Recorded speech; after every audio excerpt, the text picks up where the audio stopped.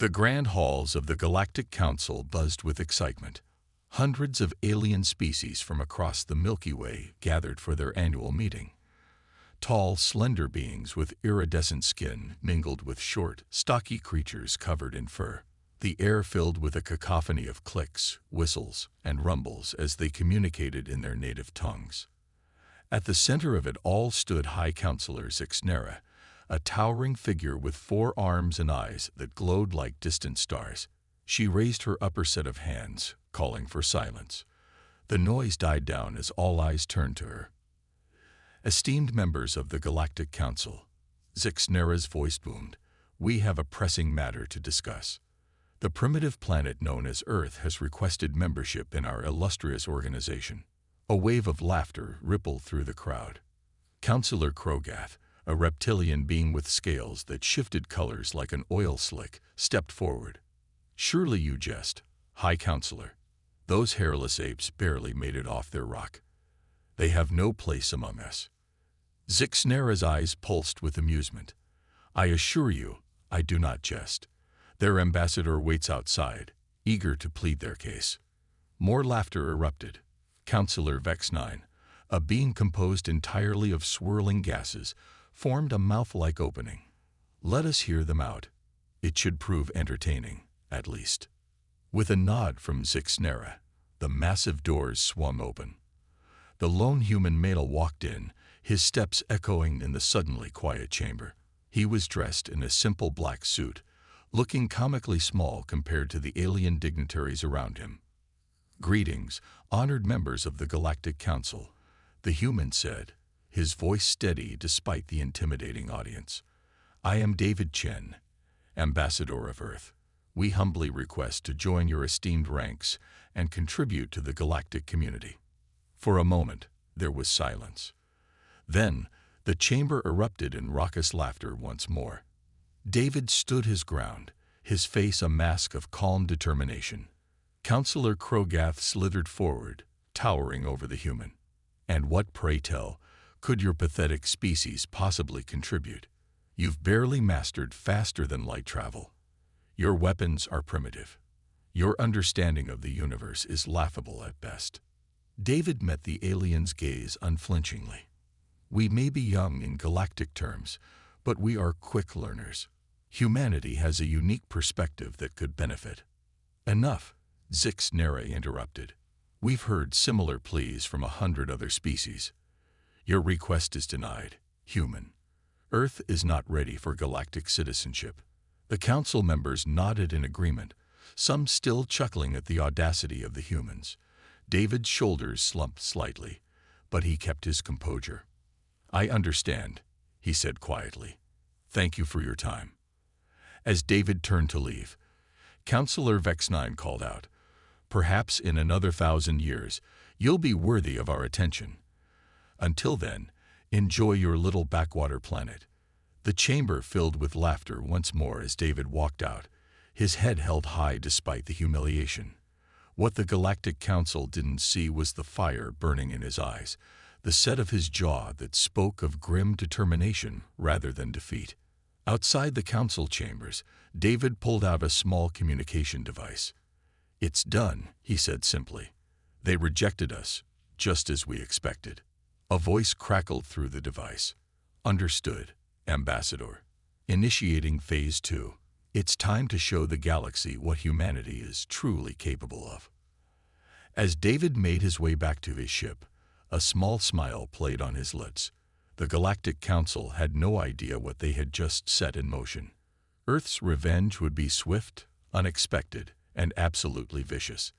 The age of human subjugation was over. The era of Earth's dominance was about to begin. The streets of New Beijing hummed with activity, but not the kind one might expect from Earth's most populous city.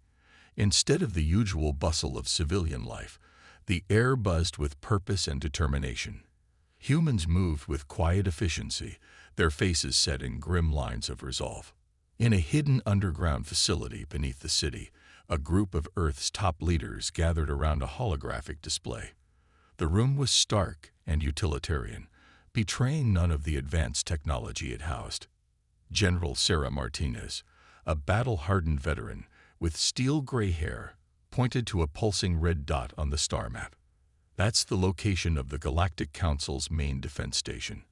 Our intel suggests it's their most vulnerable point.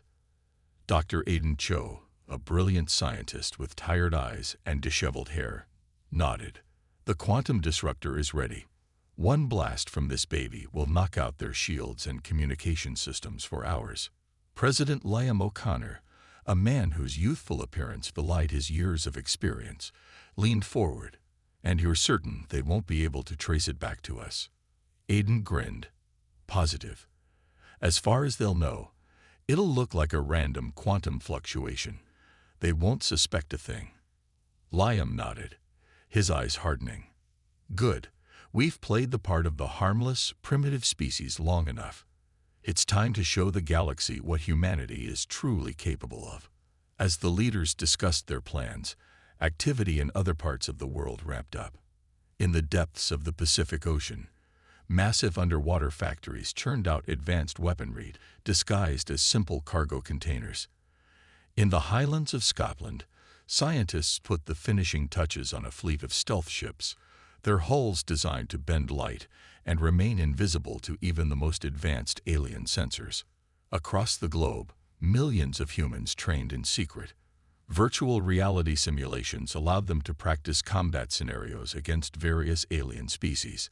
They learned to pilot ships that officially didn't exist and wield weapons that were supposed to be centuries beyond Earth's capabilities. Back in the underground facility, Ambassador David Chen entered the room. The leaders fell silent, turning to him expectantly. "It's done," David reported, his voice tight with controlled anger. "The Galactic Council laughed us out of their chambers. They think we're nothing but hairless apes barely off our rock."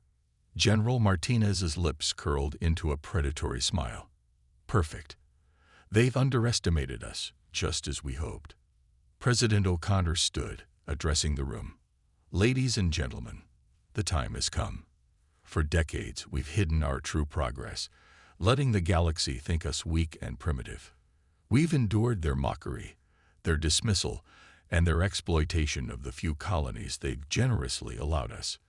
He paused, his gaze sweeping across the determined faces before him. "But no more. Today, we launch Operation Phoenix. We'll show the Galactic Council and every other species out there that humanity is not to be trifled with." Dr. Cho stepped forward, holding up a small, innocuous-looking device. "This quantum disruptor is our first move. Once activated, it'll cripple their main defense station. That's when our stealth fleet moves in." General Martinez continued, "We'll strike hard and fast. By the time they realize what's happening, we'll have control of their most vital strategic locations." Ambassador Chen's eyes gleamed. "And then we'll offer them a choice. Recognize Earth as a major galactic power, or face the consequences." President O'Connor nodded gravely. "The galaxy thinks they know humanity. They're about to learn how wrong they are. We're not just explorers or diplomats. When pushed, we're the most tenacious, innovative, and dangerous species in the known universe." He looked at each person in the room. "Are we ready to show the galaxy the true face of humanity?" A chorus of affirmatives filled the room. The atmosphere crackled with anticipation and resolve. Earth was done playing the part of the underdog. The time for humanity's vicious revenge had come, and the Galactic Council would never know what hit them. The Galactic Council's main defense station hung in space like a giant, gleaming snowflake. Its crystalline arms stretched out for miles, housing the most advanced alien technology. Patrol ships zipped around it, their pilots bored and complacent. After all, who would dare attack the heart of galactic power? Little did they know, invisible to their sensors, a small Earth vessel approached. Inside, a team of human operatives sat in tense silence. Captain Zara Wong, her dark eyes focused on the holographic display, whispered, "Quantum disruptor armed and ready." Her second-in-command, Lieutenant Jake Foster, nodded. "We're in position, Captain, awaiting your command." Zara took a deep breath. This was it. The moment that would change the course of galactic history. She pressed her comm link. Control, this is Phoenix 1. We are go for Operation Blackout. Back on Earth, in the underground command center, President O'Connor's voice came through. You have a go, Phoenix 1. Light 'em up. With a nod to Jake, Zara gave the order. Fire the disruptor. A pulse of energy, invisible to the naked eye, shot out from the Earth ship. It struck the defense station, spreading across its surface like ripples in a pond.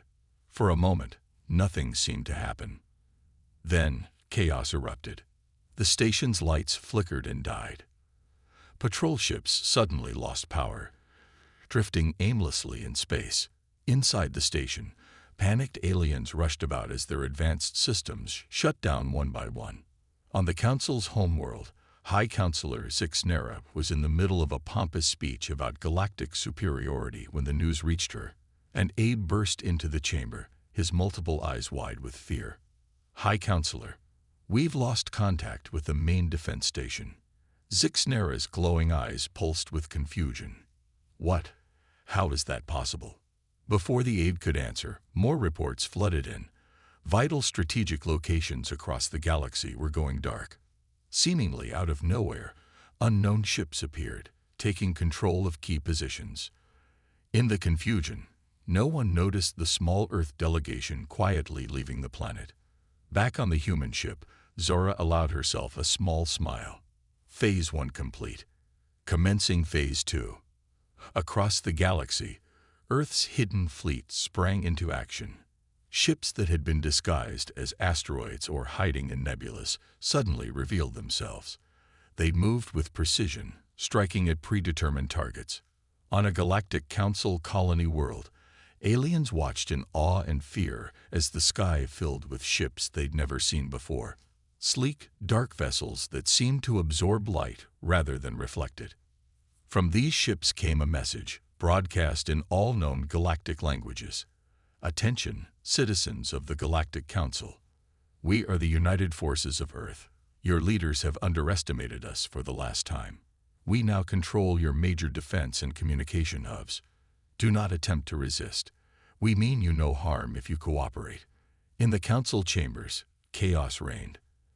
Alien leaders argued and pointed fingers, trying to understand how they'd been so thoroughly blindsided. Counselor Krogath, his scales now a sickly pale color, turned to Zixnera. How? How could those primitive apes do this? Zixnera had no answer. She stared at the reports coming in, her mind struggling to comprehend the sudden shift in power. Meanwhile, on Earth, humans celebrated. In homes and public squares, people cheered as news of their victory spread. Decades of preparation, of hiding their true capabilities, had paid off. In the command center, President O'Connor addressed his team. Phase 2 is underway. Our forces are in position. Now comes the most crucial part. He turned to Ambassador Chen. David, it's time for you to return to the Council. But this time, you won't be asking for membership. David nodded, a glint of satisfaction in his eyes. No, sir. This time, we'll be dictating terms. As Earth's ships secured their positions across the galaxy, as alien worlds watched in shock and awe, humanity prepared to reveal its final surprise. The galaxy had dismissed them as primitive. Now they would learn just how advanced and dangerous humans could be. The stage was set for Earth's ultimate revenge, and the Galactic Council's world was about to be turned upside down. The grand halls of the Galactic Council, once a symbol of alien superiority, now echoed with panicked whispers and fearful glances. The mighty had fallen, and they knew it. Into this atmosphere of dread walked Ambassador David Chen, flanked by 2 imposing human soldiers in sleek black armor. Gone was the humble demeanor he had shown before. Now, David strode with confidence, his eyes sharp and unyielding. The aliens parted before him, some cowering, others glaring with a mixture of hate and grudging respect. High Counselor Zixnera, her usually radiant skin now dull with stress, called for order. Ambassador Chen, she said, her voice strained. "You returned to us under unexpected circumstances." David's lips curled into a cold smile. "Indeed, High Counselor. I believe it's time we renegotiated Earth's position in galactic affairs." From the crowd, Counselor Krogath hissed, "This is outrageous. You can't just." "We can." David cut him off, his voice hard as steel. "And we have. Your defense systems are down. Your communications are in our control. The galaxy as you knew it has changed. Accept it." He pulled out a small device and activated it.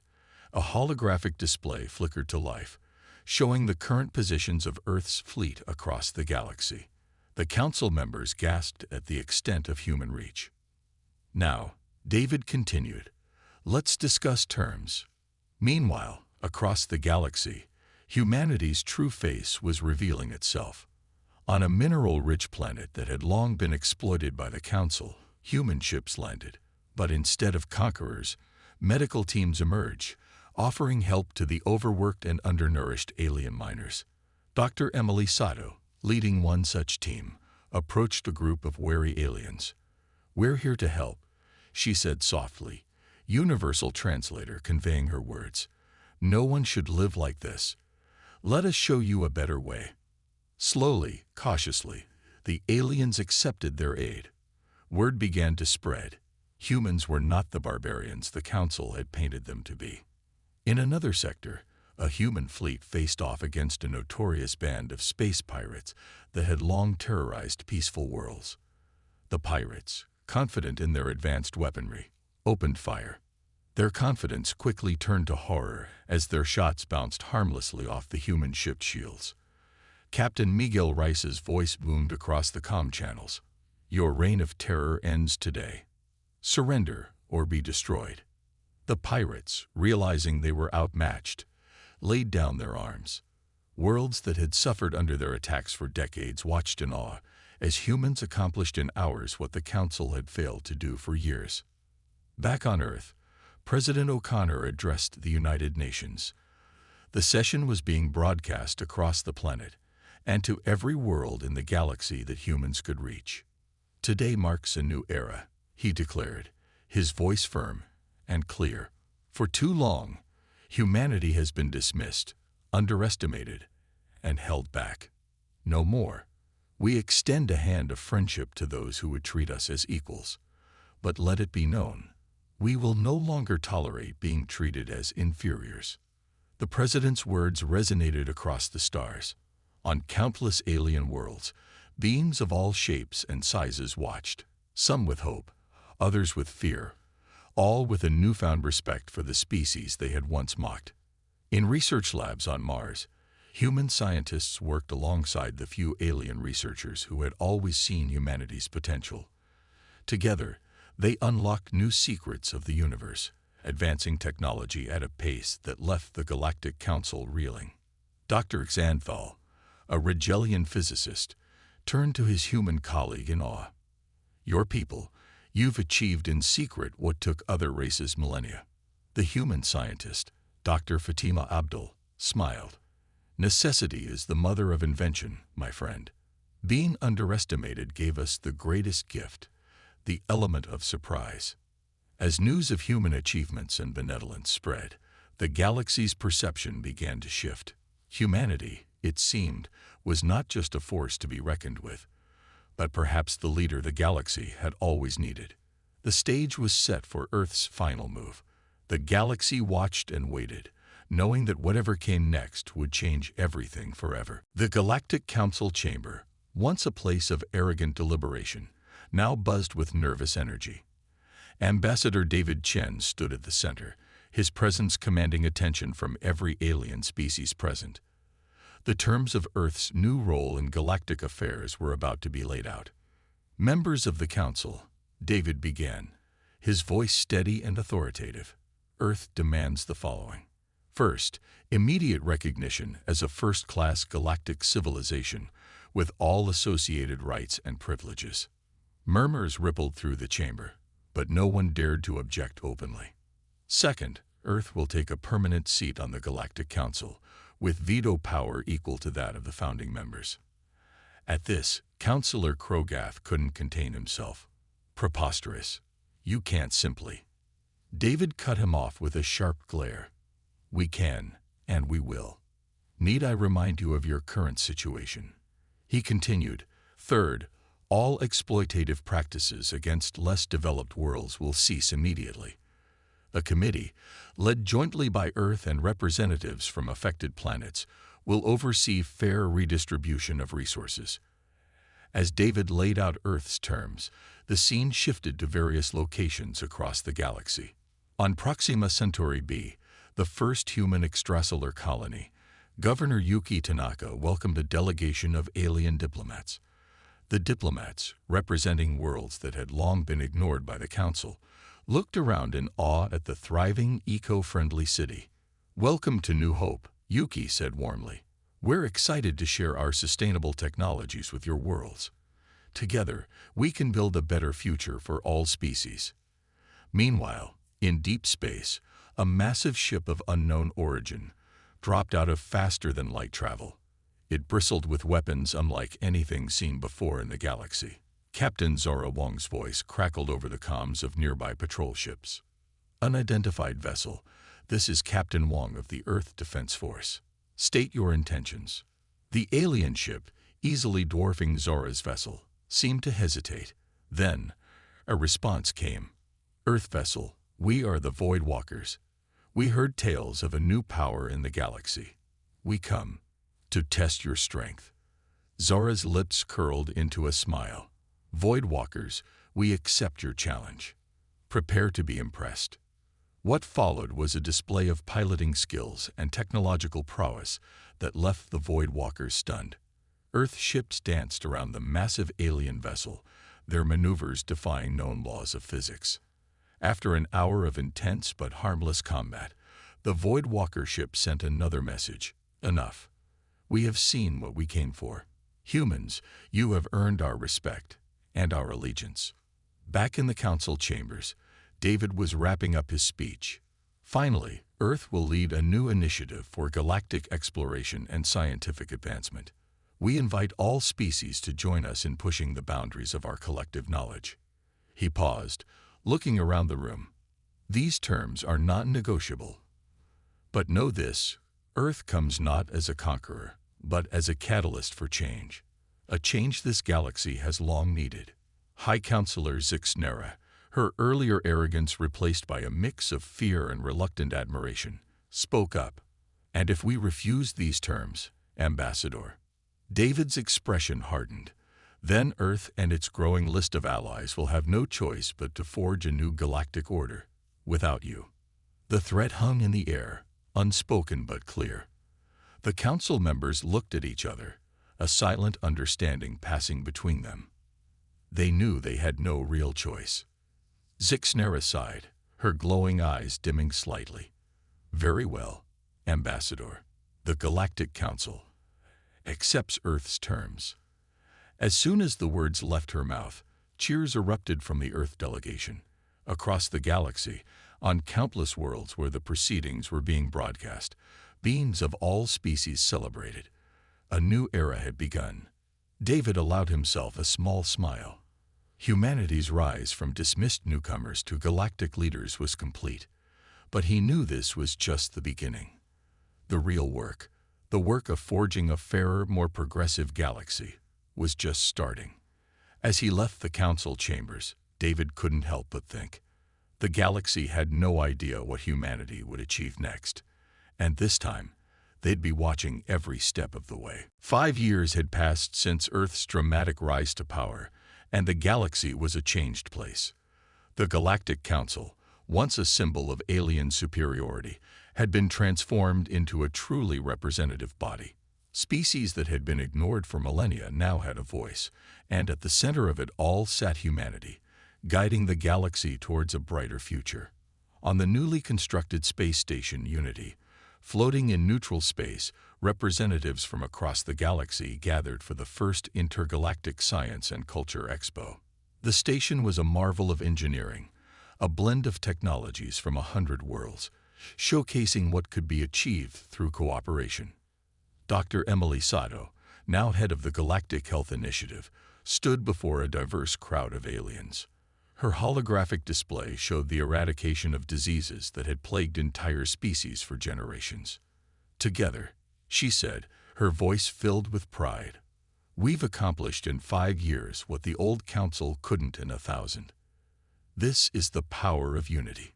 In another part of the station, Captain Miguel Reyes, hero of the pirate wars, was teaching a class on advanced tactics to a group of alien military officers.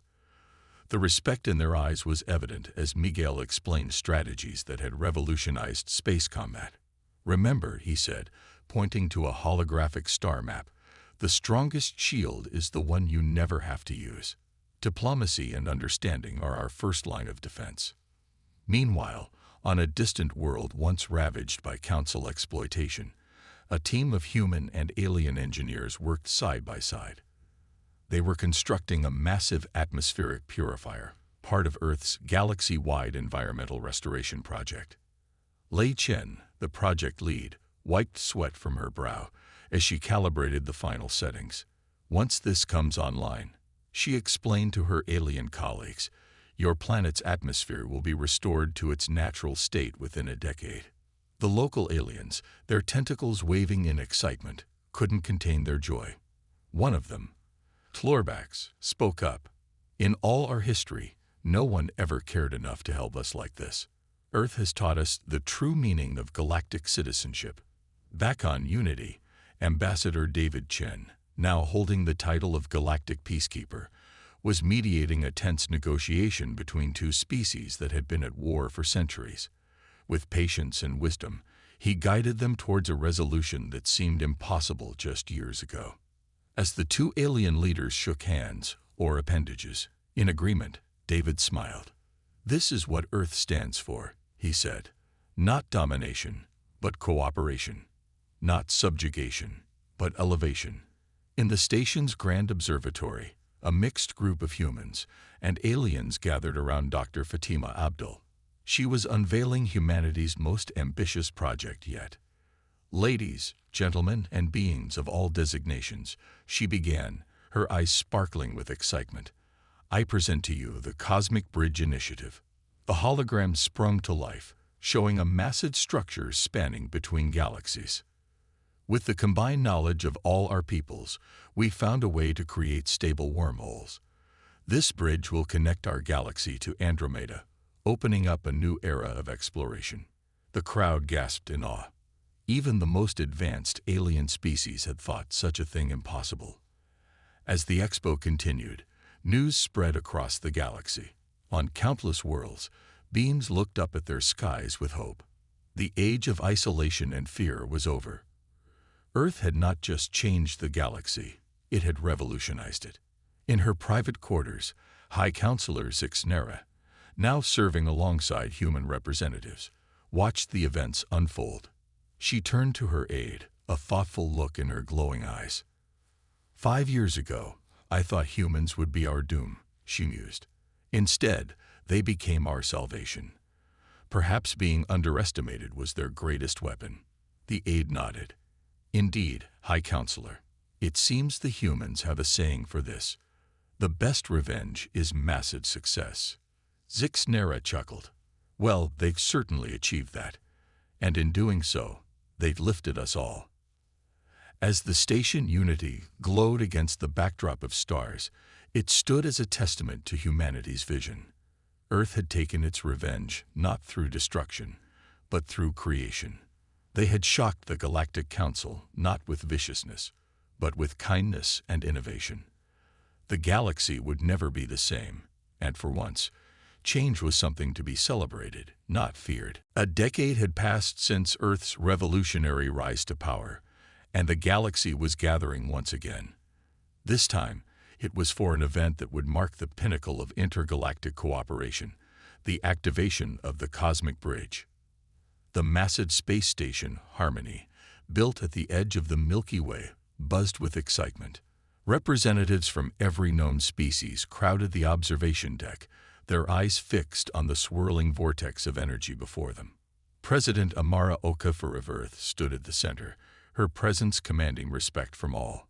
Beside her were the leaders of the former Galactic Council races, including High Counselor Zixnera, their old rivalries long forgotten. Friends, allies, fellow galactic citizens, Amara began, her voice carrying across the station and broadcasting to trillions across 2 galaxies. Today, we stand on the brink of a new age of exploration and unity. She gestured towards the shimmering portal. The cosmic bridge is more than a pathway between galaxies. It is a symbol of what we can achieve when we work together, when we see beyond our differences and reach for the stars, together. As she spoke, scenes from across the changed galaxy played on holoscreens around the station. On a once barren world, lush forests now grew, tended by a mixed community of humans and aliens. They worked side by side, restoring ecosystems that had been thought lost forever. In a bustling spaceport, ships of all designs and origins docked peacefully. Trade flowed freely, enriching worlds that had once known only poverty and exploitation. At the Galactic University on Mars, students from 1,000 species attended lectures on everything from quantum physics to xenobiology. Knowledge flowed freely, unrestricted by the boundaries of species or origin. Back on Harmony, Amara continued her speech. 10 years ago, Earth shocked the galaxy. We were underestimated, dismissed as primitives. Some expected us to seek revenge through domination. She paused, a smile playing on her lips. But we chose a different path. Our revenge was to lift up those who had been oppressed, to heal worlds that had been ravaged, to unite a galaxy that had been divided. Zixnera stepped forward, her glowing eyes filled with humility. On behalf of the former council races, I must admit, we were wrong about humans. You have taught us the true meaning of civilization. Amara nodded graciously. We've all learned from each other. And now we stand ready to learn even more. She turned to Dr. Fatima Abdul, who stood by a control panel. Dr. Abdul, the honors are yours. Fatima, her hair now streaked with gray, but her eyes still bright with curiosity, placed her hand on the activation switch. For science, for exploration, for unity, she said, and pulled the lever. The vortex before them stabilized, its swirling energies forming a clear tunnel of light. On the other side, visible to all, was the spiral arm of the Andromeda Galaxy. A cheer erupted across the station, echoed by billions across 2 galaxies. Humans embraced aliens, old enemies shook hands, and a wave of joy and anticipation swept through the assembled crowd. As the first exploration vessels prepared to make the historic crossing, Ambassador David Chen found himself standing next to Counselor Krogath, once his fiercest opponent in the old Galactic Council. Krogath's scales shimmered with emotion. I once thought your people would be the death of the galaxy, he admitted. Instead, you've given us new life, new purpose. David smiled. That's the thing about humans, Counselor. We're full of surprises. As they watched the ships enter the cosmic bridge, David couldn't help but reflect on the journey that had brought them here. From a dismissed primitive species to the architects of a new galactic age, humanity had indeed shocked the Galactic Council. But their revenge hadn't been vicious. It had been visionary. They had changed the galaxy not through force, but through innovation, compassion, and an unyielding belief in a better future for all. As the first signals came back from Andromeda, confirming the successful crossing, David thought to himself, this is just the beginning. The greatest adventure in the history of all species was about to unfold, and humanity, once the underdog, would lead the way.